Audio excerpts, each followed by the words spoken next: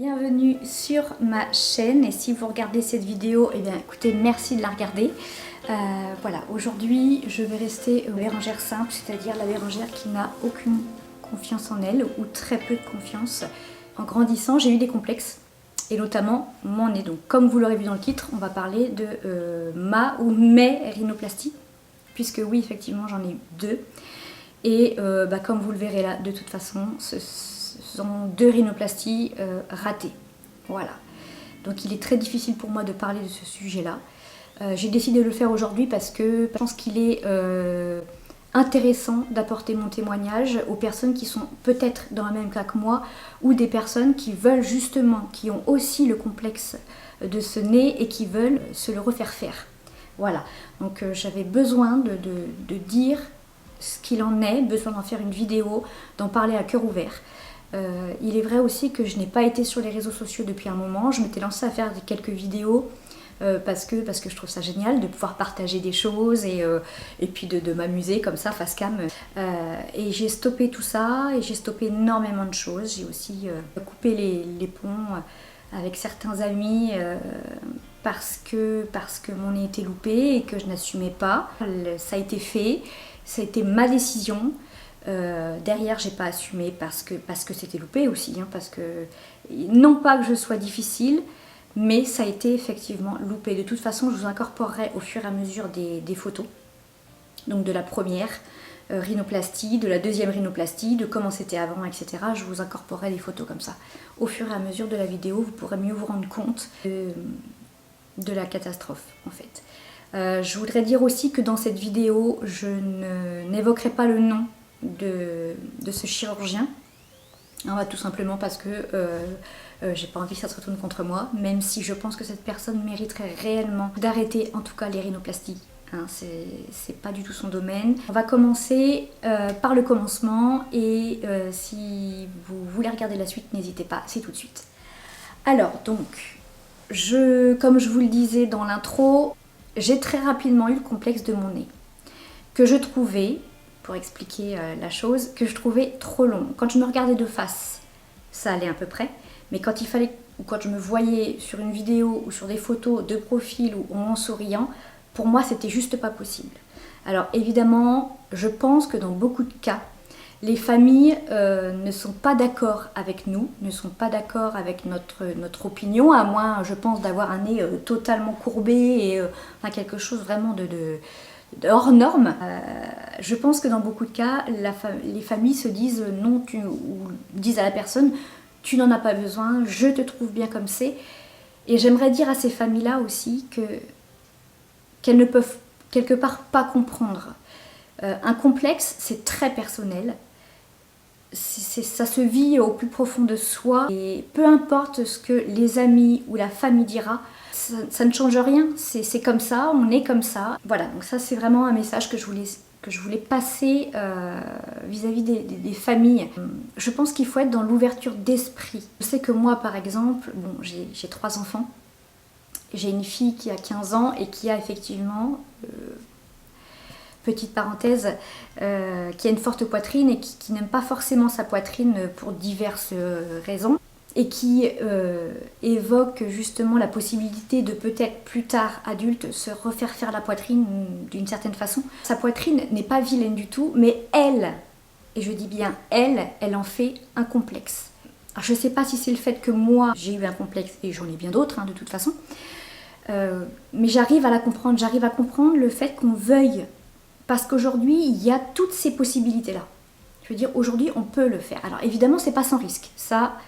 voilà, je crois que ce qu'il en est ressorti de mes rhinoplasties, c'est qu'effectivement, c'est pas sans risque. Je pense que j'ai suffisamment d'ouverture d'esprit pour comprendre ce genre de choses. Voilà, ça c'était ma petite parenthèse. Bon, alors maintenant je vais vous expliquer. Donc je disais que j'avais depuis très longtemps eu le complexe de mon nez, etc. J'en parlais très souvent à mon mari et un jour j'ai décidé de me lancer, d'aller voir un chirurgien. Alors avant tout ça, j'ai cherché énormément de vidéos sur YouTube qui pouvaient m'expliquer tout ce qui était explicable en fait, les ratés, les non ratés, les joies, les peines, les pleurs de toutes ces personnes-là. Je m'en suis inspirée et un jour j'ai découvert un chirurgien dans la région parisienne. Comme je vous l'ai dit, j'évoquerai pas son nom pour des raisons de protection tout simplement. Première chose, première mise en garde que j'ai à vous faire, ne vous fiez pas aux réseaux sociaux. C'est-à-dire que moi j'ai découvert cette personne via les réseaux sociaux. Des influenceurs, des personnes connues en ont parlé. Tout paraissait formidable. C'est-à-dire qu'on avait l'impression que ce chirurgien était formidable, quoi. Réussissait quasiment tout. Parce qu'on n'entendait jamais parler de ce qui n'allait pas, en fait. Et ça, je trouve ça dommage. Et je trouve qu'il n'y a pas assez de personnes. D'ailleurs, je pense qu'il y a beaucoup de personnes qui se sont faites opérer par ce chirurgien et qui n'ont jamais eu courage ou qui ne font tout simplement pas de vidéos. Mais du coup, ça ne se sait pas. Ce qui fait que du coup, il y a un manque de mise en garde et de réflexion finalement. Un jour, je téléphone à la secrétaire et je prends un rendez-vous. Donc ce rendez-vous, c'était au mois de octobre 2020. Première consultation, octobre 2020. La consultation s'est très bien passée. Alors à savoir, une consultation, c'est à peu près entre 100 et 150 € à peu près la consultation. Donc en sachant que moi, j'habite pas du tout... excusez-moi, j'ai mon chat qui gratte à la porte. Je reviens tout de suite. Donc cette consultation s'est très bien passée. Il a été très sympathique. Il a tout de suite vu ce qui n'allait pas. C'est-à-dire que j'ai pas eu besoin d'évoquer quel souci j'avais sur mon nez, ce qui me complexait.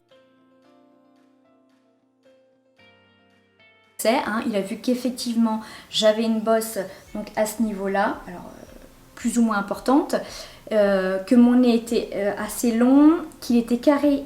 Alors oui, ça fait beaucoup, vous me direz, mais vous verrez sur les photos qu'il était carré sur le bas et qu'il y avait une petite fente qui séparait mon nez, assez légère, mais bon, qui était quand même visible. Donc ça faisait creux, bosse, creux, un nez long et carré. Donc ça c'est quelque chose qui me dérangeait beaucoup. Il l'a tout de suite vu. Attention, je précise, il m'a dit qu'il pouvait le faire. C'est-à-dire que j'ai pas demandé quelque chose qui était impossible. Voilà, j'ai pas demandé le nez de Nabila ou je ne sais qui d'autre. Moi ce que je voulais c'est qu'on m'enlève ma bosse et qu'on raccourcisse un petit peu mon nez. C'est tout ce que je demandais. Donc le chirurgien me dit que oui, c'est tout à fait faisable, qu'il n'y a pas de souci. Donc il m'annonce la somme, donc le prix. Donc à savoir que moi, pour enlever ma bosse, raccourcir mon nez, il fallait compter 5 500 €, tout compris. La nuit donc à l'hôpital, à la clinique, etc. Bah, tout compris, 5 500 € que je voulais vous dire précédemment. Moi, j'habite pas du tout en région parisienne, donc il avait fallu que je prenne le train, etc. Pensez-y. C'est des frais supplémentaires parce que derrière il y a un suivi, hein, malgré que ce soit un chirurgien qui ne soit pas au top du top. Là-dessus on ne peut pas lui reprocher, il y a quand même un sacré suivi. Que les suivis, ben, c'est forcément, faut faire les allers-retours, forcément ça fait des frais supplémentaires. Je suis têtue mais écoutez, c'est comme ça, on se refait pas. Ou on se refait mais tout doucement, petit à petit. Il me dit que je peux me faire opérer rapidement, donc 2 mois après, au mois de décembre, début décembre il me semble. Je me fais opérer du nez, mon mari n'était pas là, il était en mission. Et bah, comme je le disais, je suis une tête de mule et je suis pas patiente pour un sou, donc du coup je décide de le faire au mois de décembre. Je me fais opérer, je descends au bloc, il m'explique, voilà, on se remet d'accord sur ce que je veux, etc. etc. Pas de souci. Je me réveille, aucune douleur, vraiment on ne sent rien du tout, donc j'ai un plâtre, voilà. Je me retrouve avec un plâtre. Chose importante aussi, donc on a un plâtre, on a des mèches dans le nez hein, qui remontent jusque assez haut en fait, hein, pour éviter que les écoulements de sang, etc. Les mèches normalement on les enlève 24 heures après. Habituellement c'est comme ça. Moi, parce que visiblement il y a eu des petites complications apparemment, il fallait que je garde donc mon plâtre, mes mèches, enfin la totale, pendant 10 jours. Donc je rentre chez moi. 10 jours après, je retourne en région parisienne. Et là, à ce moment-là, on m'enlève les mèches. J'ai vu des vidéos dans lesquelles, pour certaines personnes, et je ne remets pas du tout en doute ce qui a été dit, pour certaines personnes, ça a été douloureux d'enlever les mèches. Moi, pas du tout. Donc on m'enlève tout ça, on m'enlève le plâtre. Et là, ben catastrophe. Lui il regarde, avant même que je le voie, il regarde, il me dit waouh, magnifique. Bon, je me lève, je me regarde dans le miroir et là non, pas magnifique du tout. Je vais vous mettre une photo juste ici, là, par là je pense, ou par là, de ce à quoi ça ressemblait. Une asymétrie de dingue. Et finalement, sur la photo, sur la table d'opération, quand je la regarde bien, je me rends compte que d'un côté, puisqu'il me prend photo sur la table d'opération juste après, des deux profils, et d'un côté, ça paraît magnifique. Il est vrai que ça paraît magnifique, mais le petit hic, c'est qu'il paraissait y avoir une petite fente sur le côté, juste là. Donc il me dit que c'est le plâtre qui est un petit peu appuyé, mais que ça va se remettre tout seul, il n'y a pas de souci. Les jours passent et ne s'arrangent pas du tout. Je déprime, je pleure beaucoup, je regrette sur le coup ma décision et je me dis mais pourquoi est-ce que sur les réseaux sociaux, toutes les rhinoplasties qu'il fait, ou bon, il ne les met pas toutes sur les réseaux, j'imagine, parce que bon, s'il les mettait toutes et les loupait aussi, il n'y aurait plus personne. Pourquoi moi c'est loupé? Pourquoi? Voilà, donc ce qui s'est passé, c'est que j'ai recontacté cette personne, donc je devais le revoir de toute façon à un mois, comme je vous disais, il y a un assez bon suivi, donc du coup je l'ai dû le revoir au bout d'un mois, après 3 mois, 6 mois, etc. On s'est très vite rendu compte, lui et moi, qu'il y avait eu un gros souci. Pas facile d'évoquer. Je lui dis que ça ne va pas, que je lui demande ce qu'il compte faire. Et il me dit qu'effectivement, alors je ne sais plus les termes exacts, en fait cette partie-là de la narine en fait, hein, a été coupée. En fait il s'est trompé, enfin il a fait un acte, un mauvais acte, alors qu'il me disait que ça allait être magnifique, etc.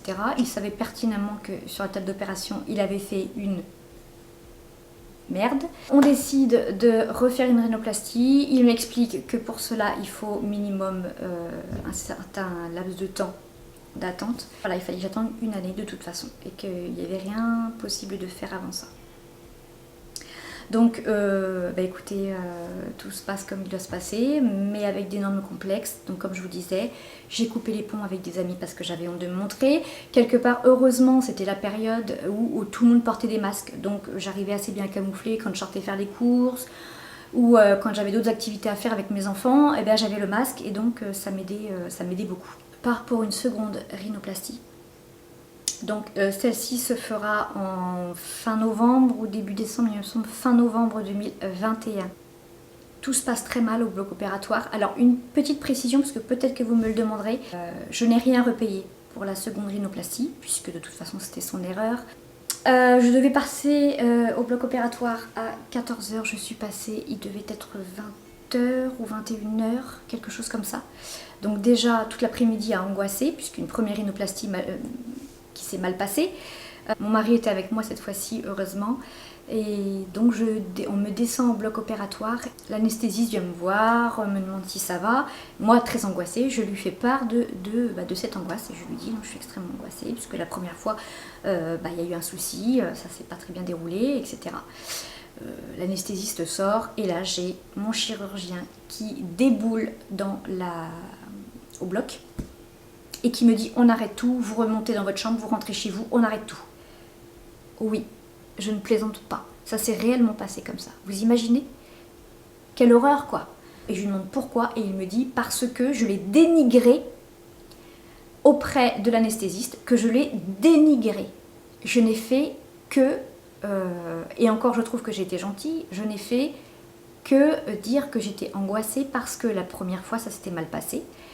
Sans rentrer dans les détails en plus, alors j'aurais pu être bien plus méchante que ça. Donc je me mets à pleurer, je m'effondre et je me dis non c'est pas possible, j'ai pas fait tout ce chemin là pour finalement rentrer chez moi, j'ai pas fait autant de dépenses de train, d'hôtel, etc.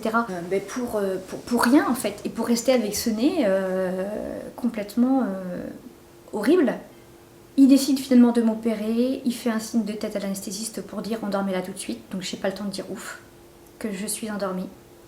On n'a même pas fait un récap de ce qu'il comptait faire. Et chose très importante, que j'allais oublier de vous dire. Et comment vous dire, il me dit que pour réparer l'erreur qu'il a faite, cette rhinoplastie ratée, cette première rhinoplastie ratée, il me dit qu'il n'a pas le choix de mettre des greffons. C'est-à-dire, au début, il me parle de prendre un petit peu de mes côtes, d'une de mes côtes en fait. Hein. Donc il devait m'ouvrir à ce niveau-là, prendre un morceau de côte pour finalement me mettre un greffon au-dessus. Et il me parlait d'un greffon au niveau de la narine parce que j'ai une grosse fente. De toute façon, vous le verrez. Enfin, je pense que là, vous le verrez bien en caméra en fait. Hein. Là, la narine, elle n'est pas du tout pareille que celle-ci. Hein, donc ça, je rappelle que là, j'en suis à 2 rhinoplasties. Que c'est extrêmement douloureux. Il me dit que de prendre à niveau des côtes, c'est extrêmement douloureux. Ça équivaut à une côte cassée. Donc pas très rassurant, mais je me dis, bon bah tant pis, s'il faut, il faut. Et finalement, le jour J, il me dit qu'il ne me prendra pas. Le jour J, je vous assure, il m'a dit qu'il ne prendra pas de mes côtes, mais qu'il prendra derrière chacune de mes oreilles. Bon. Apparemment, on m'avait dit que c'était pas douloureux, j'avais déjà entendu parler, j'en avais déjà entendu parler, pardon. Et on m'avait dit que ce serait pas douloureux, donc bon, faut dire ce qui est, et c'est quand même emmerdant, et ça fait quand même chier, faut le dire. Ça fait quand même chier quand on te dit que finalement on va t'ouvrir derrière les 2 oreilles, parce que ce fameux chirurgien vous a loupé. Je veux dire, enfin, on attaque mes oreilles alors qu'elles n'ont rien fait, enfin, j'ai trouvé ça complètement... Mais bref, je prends mon courage à deux mains, je me dis ok, vas-y Bérangère, ça va bien se passer, il n'y a pas de raison, etc.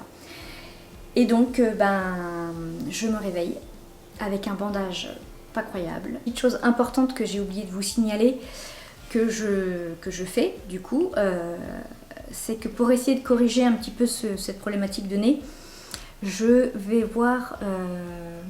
un médecin esthétique. Alors attention à ne pas confondre avec un chirurgien esthétique. Le chirurgien peut vous ouvrir. La médecine esthétique, c'est des injections, ce genre de choses en fait. Je connais un médecin esthétique exceptionnel sur Angers. C'est docteur Nathalie Grandin. C'est un cabinet magnifique avec des personnes extrêmement gentil et bienveillant, qui fait toutes sortes de traitements contre le vieillissement, pour toutes sortes de problématiques sur le corps, sur la peau, sur un tas de choses. Donc je vais la voir pour qu'elle puisse me faire des injections au niveau du nez, notamment parce que la greffe reste visible. Donc je ne sais pas si vous le verrez en caméra, mais en fait ici, j'ai encore de l'os qui ressort. J'ai une greffe qui monte jusqu'ici et jusque là, mais par contre j'ai refusé la greffe dans la narine, puisqu'il m'a dit que ça pourrait être largement visible avec le temps, puisque j'ai une peau extrêmement fine et ça j'ai pas voulu m'y risquer. Donc on a essayé d'équilibrer comme on pouvait, comme elle pouvait, avec des injections, ce qui m'a quand même un petit peu aidé, il faut le dire. Donc un grand merci au docteur Grandin. Voilà, si ça intéresse quelqu'un, je vous mettrai en barre d'infos de toute façon l'adresse et le cabinet. Ils font vraiment des miracles. Et voilà, donc bon, mon nez est comme il est, on ne peut pas en faire autre chose que ça, et je ne souhaite pas faire une 3e rhinoplastie pour différentes raisons. Déjà, première raison, c'est que je n'aurai pas les moyens financiers de le faire. Ça, c'est certain. Ce serait une rhinoplastie extrêmement même délicate pour un éventuel autre chirurgien. Voilà, et puis j'ai tellement été déçue et j'ai tellement souffert psychologiquement de tout ça que tant pis, je vais essayer d'apprendre à vivre, et c'est ce que je suis déjà en train de faire avec ce nez. Voilà, donc c'était la petite chose que je voulais rajouter, que j'avais oublié en fin de vidéo.